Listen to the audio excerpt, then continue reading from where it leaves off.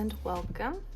Today I wanted to talk about my Filofax collection, and if you're looking to maybe buy one but you don't know if you want to invest, I totally get it. I started small right around end of college and have acquired some things since then. And so this is my current collection. I do have Filofax notebooks, but I won't focus on those in today's video. I'll probably do a video in the future on those, but I love these so much. So let's get into it.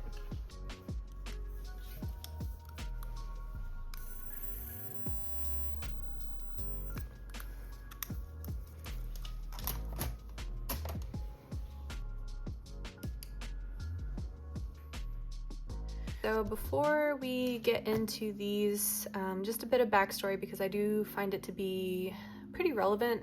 Actually, I started in a pocket metropole faux leather Filofax. It was in the color Pillarbox Red, and this was 2015, so pretty much my last year of college, but also transitioning from college to, the real world. And so that's about 10 years of me working with Filofax products. I had really coveted one since Mrs. Doubtfire. There's that scene with the neighbor next door. There's like a house party. She goes through her organizer to find Miranda's number to call her and tell her about the situation next door. But I don't know, that always seemed really satisfying, just the way she's flipping through the pages. I mean, also one of my favorite movies ever, 27 Dresses, like she loses her Filofax. But I've just been coveting one for a really long time, and it's hard to justify investing so much money in that. But I mean, if you use it all the time, you're really kind of investing in yourself because you're planning your life, right? But also when I was, I think, like 15, I was diagnosed with ADHD. It mostly manifested, like I knew in 4th grade I was struggling in verbal, but I mean, things like math, I was able to skip a grade of math. I really love math. Me and math are like besties.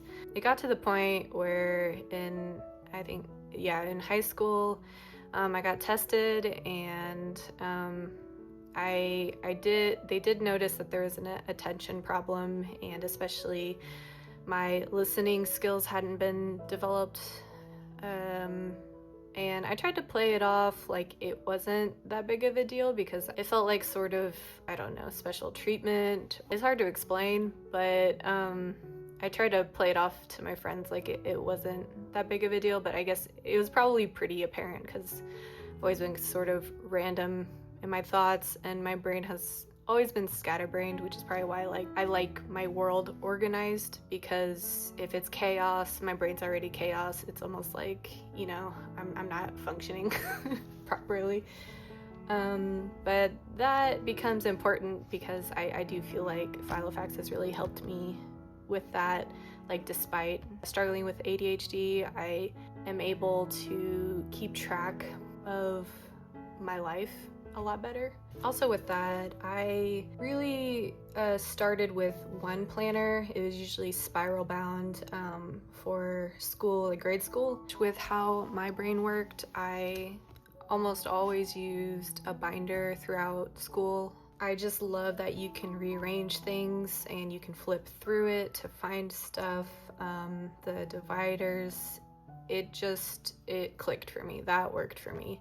I even tried a Pendaflex for I think a year, but it just did not hold up well, and I didn't like that you couldn't flip through. Like, it organized great, but it was a little bit trickier to find things. But maybe, I think it was, I want to say like 4th grade, we would get these planners that the school would make, and they were kind of sponsored by local businesses. When we got those planners, like, I loved it. I would take time in the beginning just like go through the whole thing and plan everything, or once we would get like our syllabus for each class, like I would go through and mark all of the dates in the planner. It was sort of just like comforting knowing this tool I can use to keep track of my life and when things are due. But more on that later. I wanted to make this video because I do think I have a lot of experience with these, enough to hopefully help somebody who is looking to go into Filofaxes or even just ring planners in general. There's a ton out there,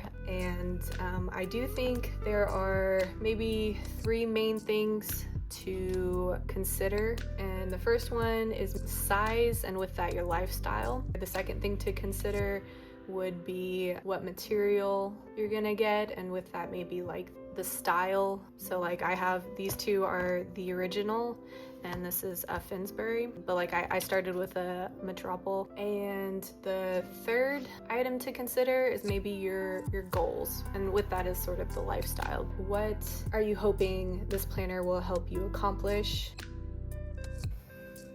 But with that, I do want to maybe advise you, it can be costly to find your planner self. And sometimes it's like a really long process. We're talking years and years of planning, and you just keep trying to implement things that work. And if they don't, you move on to the next thing that could work. And I mean, it's taken me 10 years to really solidify a system. This is me kind of towards the beginning of my career, but even if I did go back to school, I would still use a Filofax, and for sure the Filofax notebooks. But yeah, you want to be cautious about spending too much finding your planner self. There will be a lot of trial and error to get closer to what works for you, so keep just trying options to see what actually sticks and find it to be a beautiful journey.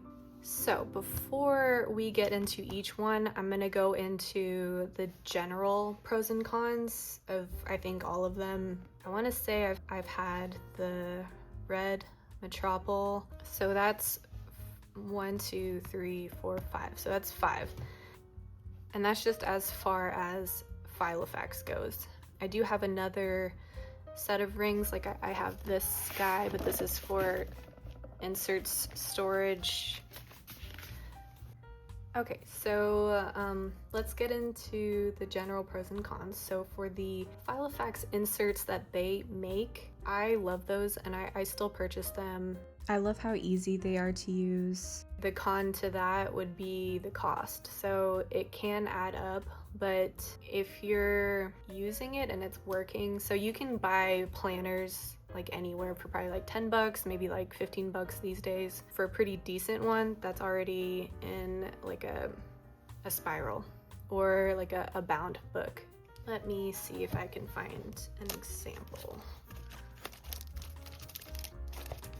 So one that I've just bought recently is this one for the personal size. I do love this paper, but also the to-do that looks like this. This is probably my favorite on top of the cream paper. But you could also get weeklies.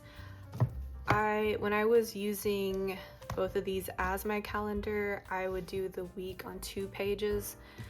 This one, it can get a little tight because so the week on 2 weeks on 2 pages, like a week on a page. It can get a little tight in the spacing, so maybe for this one you might want to do a week on 2 pages, but then you think you're gonna have to change it out regularly because it takes up more space throughout the year. The other thing to consider is the ring size. So the pocket ring size is gonna be much smaller. But you think about all of these inserts, right? They will add up over time if you get some here and there, if they're all like $10 to $11 each. But you could definitely buy templates on Etsy and you know, print them out if you have a decent printer and cut them to size. I don't love doing that because I kind of like the crisp edges, and you'd have to get like a pretty decent, like a paper guillotine, and you can do more paper. So I just have this guillotine right now and I love it, but I can't cut like I'm kind of limited on what I can cut, and then I have to really hold this down to get the paper to slice perfectly, or more perfect. And it's lightweight, so I just keep it in my drawer here, but they're the fancy guillotine ones, and those are like heavy. You kind of want those in a spot, so I don't really have a spot for that to just exist at all times, but I hope in the future that I will be able to get a guillotine. There's also a lot of free templates. If you Google, there's so many out there, so there's definitely, when you get a Filofax, or it will let you know what year it has for inserts, and it'll come with inserts. So if you want a lower cost option and just want to print them out yourself, you totally can. So another pro with the Filofaxes is if you get the leather version. So like, we're gonna delve into the materials part of it. So these two are the originals, and I love the feel of it. I even love the feel of this one. It's very like kind of squishy. It's just very satisfying. With that, sometimes there's a leather with a board, like this one. Like, you can tell there's like a board in here, and I think it's worth it for the squish. Like, it's almost like it has to be there, right? So there's probably some sort of foam or something with the board, but I would recommend you don't lay it flat. So let me see if I can find. Okay, so say if I leave this out flat, and I did whenever I use this as my primary calendar, like my planner calendar, you could see here, this crease, I don't know if it's not very natural for it to be like that, but the crease gets really indented,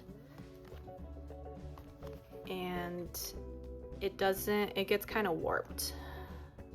I don't know if you can see that too well, but there's definitely the indentation.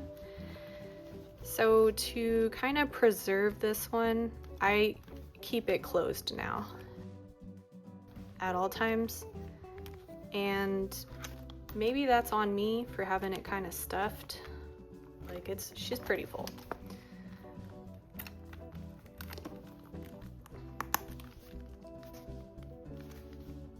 But we still love her. So if you wanted to lay flat all the time, I would recommend getting an original, like one of these two. Just because the way this is just a piece of leather, it lays so well. You just have it out on your desk, especially if you have like a calendar. This is what I started with, this size.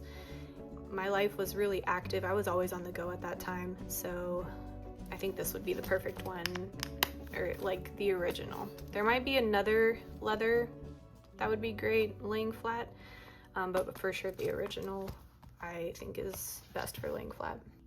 But also with that, with the board, so in general, I think these are great being vertical. Like, for if you store it, I think they stand better vertically than, say, I don't know, like a soft cover Hobonichi. And I mean, the Hobonichis sit better face up, but they're just, in my experience, not so great vertically. But you know, they kind of bend at the edges, like they'll sort of like close in at the bottom, especially under more weight. So the originals I think are great, like at being stored vertically. Like, I always store this guy here for easy access. And so I don't know if it's just the way the edge is finished that it's flat, but even there's a ton of weight in this Filofax. Like, she's hefty, and she's going strong, and I got this in 2016, so this is almost 10 years. She still looks amazing. So after I got this one, I also got a faux leather Saffiano finish, like a teal one, and that one did not sit vertically all the time. So it's not a great, if you're not accessing it a lot, it's not great for that. It did last a couple of years, but warped here, like it would just bend this way at the top and the bottom, and it didn't even matter if I supported it like on both sides with books. So but when I first had this, I would store both of them side by side in a bookcase. Okay, and the next thing is the ring system. I love the ring system. You know, like I'm coming from binders, so they make sense to me. It's just super easy to organize. If you struggle with book planners, definitely try rings. It has pretty much allowed me to now use book planners because I know now how I like to organize the system. Sometimes you don't really know how you want to organize something, so I like versus a book planner, you kind of have to plan out the pages you want to use and the sections, and if that's not ideal, it's hard to switch back or change the way it is. Whereas this, you can move the pages in the dividers back and forth. So it's just a lot of flexibility in that area, especially, you know, if you have ADHD and your mind is like a mess, like pretty chaotic, it's very easy to update your system over time. But with that, the rings have a con for sure. Like if you're right-handed, you can not write so great on the back. Like they're always in the way. But I mean, usually I end up just taking out a page and writing on it and then putting it back. And the other sort of pro is that it does have a pen loop, and it is kind of fixed, so it's pretty like limited on what you can use as a pen, or at least for this one and some other designs. So I love that it has a clasp and it's ready to go. It's just ready to take with you wherever, and it's just satisfying how it closes. But this pen loop is open, kind of. It is like a flex, which is more ideal if you really like fountain pens. And this is for the original. Each style will have different pockets on the inside, so make sure you look at pictures of that. Other than the pen loop, this isn't my favorite insert pocket. Like, I do like that there's a pocket here, and for all the other pros, I would prefer more card pockets personally, but I still love it. Like, for example, the Finsbury has a bunch of pockets here, so this is really great for traveling in theory if you're using this also as your wallet, and I know a ton of people do that.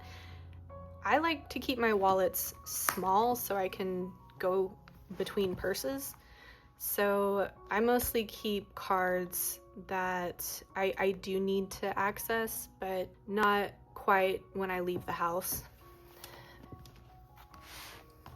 But yeah, also this clasp is very great for keeping this closed. However, it is kind of annoying when you're writing, especially if you're right-handed. It gets in the way. This drives me nuts. So I tuck it. It's still in the way, but I'm not writing in here as much as I used to. I do have a section that I will pretty much write things and then move that page to the section that it goes to. But I think it's still worth it even with the pen loop, and I mean, how else are you gonna have it closed? That is the one thing that I like about Hobonichi, is it'll have like a loop here, which is high up, so when you're writing it's out of the way, but also flattens. And then it'll have another loop down here, which if you put the pen through both loops, it closes. So that's like the clasp. So I really like that, but then you always need a pen in order to put this up. So you know, it's like trade-offs, right? You have a Pro, which is like the pen holder and the clasp, but then the trade-off is it's in the way. And the other thing with the clasp, on the faux leather A5 Saffiano finish that I had before, this was the first thing to peel off, like, because it gets so much wear and tear. Like, I had to glue it back on because the finish came off, so I had to glue it back on, and even then it didn't last. That only gave me like an extra year, so just that's something to note as well. And the last point I'm going to make for general Filofax's general pros and cons is for the faux leather, the pro is definitely the cost. It is much more affordable. That's why I really think if you're starting out and you're not sure if you're gonna love Filofax, but you want to, or you're just starting out with it, definitely I would recommend doing a faux leather option, because I mean, that's what I did, but it's more affordable, and then you don't get the pressure to force it to work, you know, like it'll bloom if it's thriving naturally, if you're thriving naturally with it. So the con with that though is that it definitely doesn't last as long as the leather.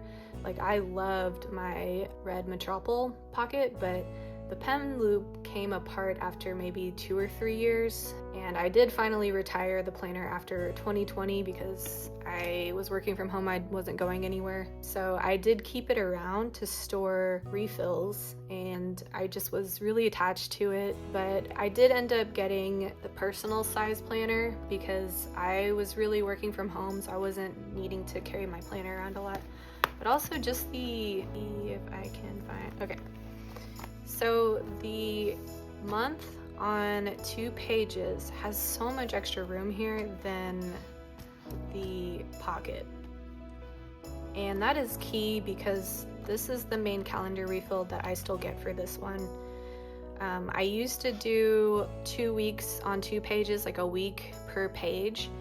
And that was a lot more room to write, and it was much more comfortable, but I'm mostly using the monthlies now for this planner. Yeah, anyway, I got this in 2022, and it pretty much replaced the previous red pocket that I had. And then in 2025, I got this one because I love the color. I was kind of taking my time finding a new one because I was so attached to the red one. And then I saw this, it's like, yes. So I ended up decluttering out the old red pocket that I had because it was starting to fray and peel around the corners and edges. Like, especially there will be seams on the inside, and it was just flaking. With, you know, any faux leather, I haven't found a faux leather that doesn't do that eventually. And sometimes it's like a year with shoes, but sometimes it's like 3 years for, you know, the teal, which is pretty decent. So that's why I think if you're starting out, the faux leather is a great option. So that way you could also know if this is really working for you, if it's worth the investment. And with that, you can try printing out your own pages also after that first year's worth of inserts is used up. Okay, now we are going to delve into each size. There are much more sizes, so I figured like the big 3 would be fine, but there's a smaller size in this one, and there's a bigger size than this one. We'll start with the pocket.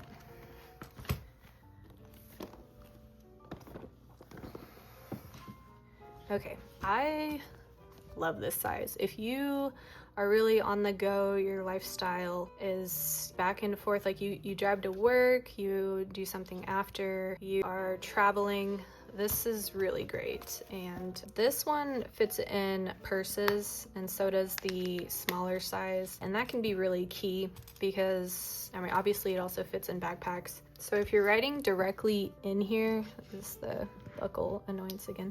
If you're writing in here directly, a pencil board really helps with that because you got this edge here, but that's with any of the Filofaxes. So I do recommend, that's why I put the section that I typically write in more in the middle, like the 3rd or 4th tab, and that way you have kind of a comfortable writing surface on this side, and this side are as comfortable as you can get. But I these days mostly write directly in the A5. I don't find it too comfortable. I'll just find a desk so I could take it out and actually write on it with the smooth surface and not worry about a pencil board, but on the go pencil board would help for sure.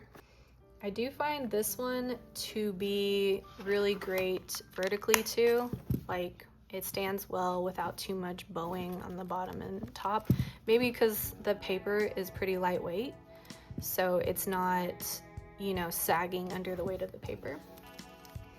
I love this, and bottom line is I would go back to this size for sure if my lifestyle changed to where I was constantly on the go between school and work and whatever. So I always store her here. And I pretty much use it for tracking hobbies right now, but that'll be explored in the next video. Okay, now the pros and cons of the personal. I find that the pages don't lean as much as, say, the A5 because they're much taller than they are wide. So the A5, you'll get more paper real estate this way, but with that, it kind of sags. Like when it's standing vertically, it'll do this, and I'll talk more on that later. Yeah, it's tall and not quite as wide. And this is the Finsbury.